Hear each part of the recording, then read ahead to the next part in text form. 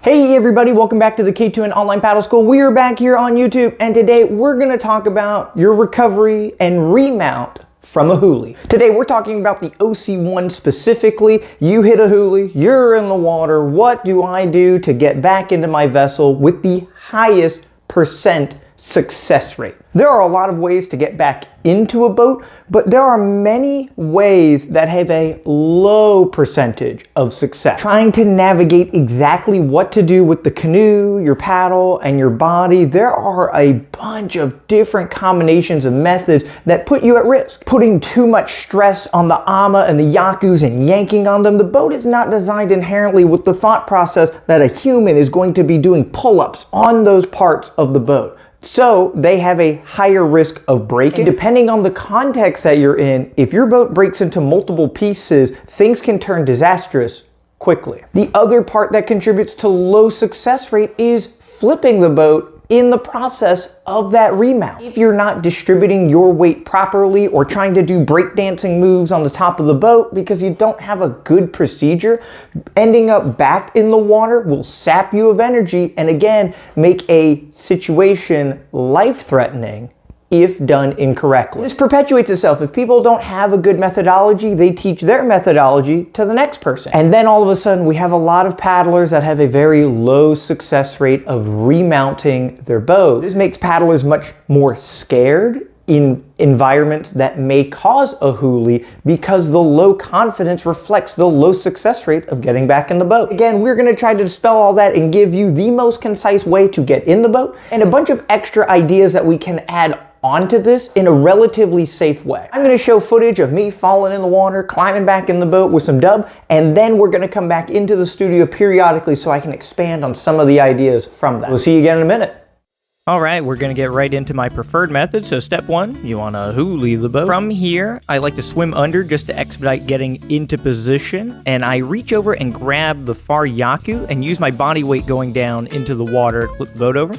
Placing the paddle on the ama, grabbing the boat specifically, pulling the chest in, turning the hips, and getting in. So that was all pretty quick, so don't worry, we're going to go through that again, break it down just a little slower. So number one, Huli the boat. You can do this however you'd like. I like just leaning to the side and flipping over, but you can do it however you'd like. Normally, I keep in more contact with the boat. You can see both my hands come off the hull here. So try to remain in contact as you swim under. Knowing where your front yaku is simply looking over at the front of your ama and seeing the connector, and then just reaching down and grabbing it. Your body weight coming down is going to pull that over. It's great to do in a high wind situation. Placing the paddle on the ama and not on the boat, on the seat. You're going to go into the seat on this next step here, and so you don't want your paddle in the way.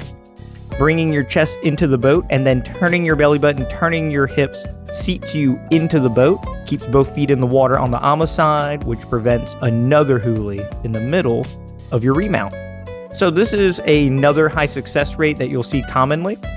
This is going to be flipping the ama over while you're still on the side that you just Huli'd on. We'll go over more detail on lifting on that yaku in good positioning, and then swimming around the back of the boat. If you have a leash on, you may be unable to do this and you have to swim under. Some people don't want to get their head underwater again a second time, right? So, you know, you'll see swimming around the bow or the stern. Same procedure, go to the center, grab, pull, and get in. So placing the paddle out of the way on the ama and yaku, you want your right hand on the far side, left hand close. The idea is to pull your chest into the boat. So you can see I can literally relax there because I have my center point in the middle of the boat. From there, you want to lift your hips, turn your hips to the front, and now you're in this nice safe position with all your weight on the ama side, with plenty of room and time to grab the paddle and start paddling again safely. So going through here, the assist method is pulling your chest into the boat and putting your foot on the ama to push yourself that little extra to get your hips into the boat as you make that turning motion. A lot of people lack the upper body strength to complete the remount, so that little push helps. The main issue is not so much upper body strength usually, it is timing the buoyancy as you're in the water. So right there, I'm bouncing in the water and pulling as I go up. Most people will do what I'm doing here, which is pull as they're on the descent, right? Which makes it impossible to get into the boat.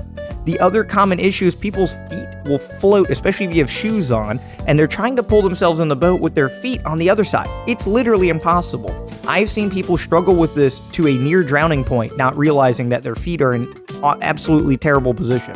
Have your feet behind you, time your buoyancy, pull your chest into the boat.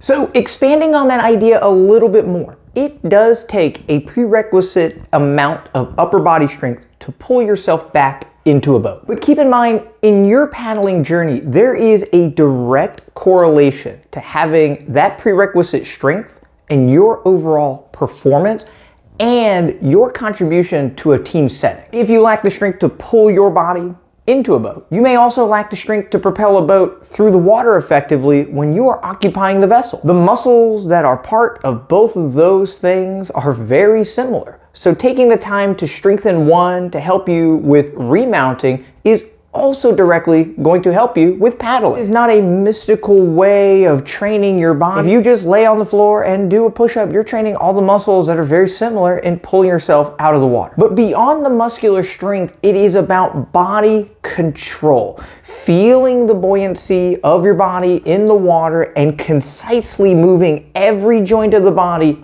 upward in a very direct way. This is a mental hurdle for many. The inability to feel the water, the inability to control your body, this prevents you from getting back into the boat. And all of a sudden you have bruises all over your body from fist fighting the hull of your canoe trying to get your way into the boat. And this also directly equates to paddling. Being able to concisely move your entire body to feel this connection with the water to move the boat forward, they are one and the same. Paddlers that go fast, when they do huli, they have no problems getting back in the boat. They control their body, they have this prerequisite upper body strength, and they use it to their advantage. In a team setting, if you struggle with getting back in a boat, if you're in a 6-person boat, it is harder to get back into, and now you become a liability for the people around you.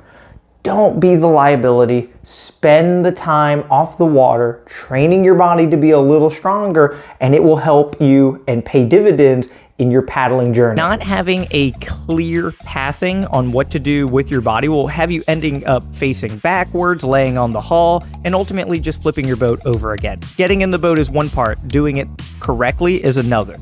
Remounting on the non-AMA side is going to lead to you yanking and pulling the boat over, but there is a secret method. First, we're going to go through pulling ourselves into the boat and going through this straddling position. When your right leg enters into the water, you create weight countering the AMA, and your chances of flipping the boat over are present. Don't let that be an option. Keep both feet on the AMA side. So this is the forbidden technique. This is a very low percentage success rate. I'm able to do it, but I do not advocate for it. I do not teach people this. So this would be flipping the AMA, setting my paddle out of the way in the same way. And what I'm going to do is I'm going to pull myself on the non-AMA side. It would be very easy to say, oh, but I can do this, and this is the easiest way that I do it. But giving this skill to somebody sets them up for disaster. Throwing the AMA, if you are all the way by the AMA, the arc of the circle that you're trying to correct is very long. Grabbing in the middle may not be enough with an extended arm to flip the AMA over. Grabbing with your hand closest to the hull makes it easiest to bring it right. And to finish up, ultimately there's a million different ways to get in, each one worse than the last. Whatever you need to do to get back in the boat is not the wrong way, but you want to set yourself up for success by having a very standardized procedure and practicing it.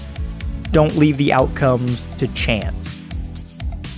Excellent. That concludes the video. Don't forget to check out the K2NOnlinePaddleSchool.com if you need exercises off the water that are going to help with understanding your body's movement, helping you with paddling, and helping you remount the boat. Check out the online school today. Over 100 exercises on stretching, mobility, flexibility, movement, performance, you name it, we are here to help. Special shout out to all of our YouTube members, which you're going to see here. If you haven't subscribed yet, don't forget to do so. We have videos uploaded on a very frequent basis. Thank you all for supporting the online schools, supporting us here on YouTube, and just watching the video helps a lot. And we'll see you all next week where we talk about climbing back into a surf ski.